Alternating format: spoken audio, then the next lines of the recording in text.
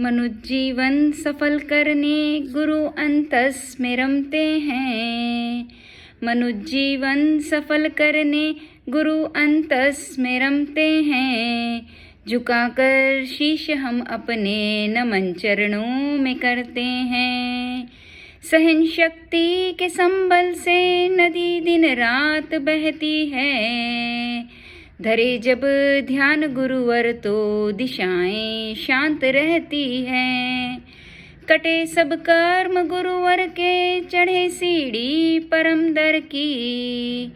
करे आराधना सब मिल गुरु गुणवंत मुनिवर की।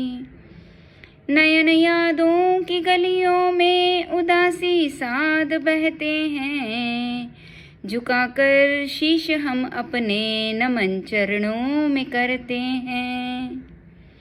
नहीं लेटे बरस 16 अखत संकल्प जीवन में। एकांतर तप से काया को किया मजबूत जीवन में।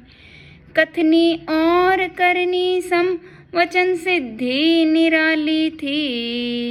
जिया उत्कृष्ट जीवन को अनोखी छब वो आली थी।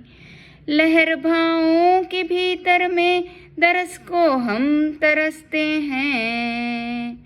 लहर भावों के भीतर में दरस को हम तरसते हैं। झुकाकर शीश हम अपने नमन चरणों में करते हैं।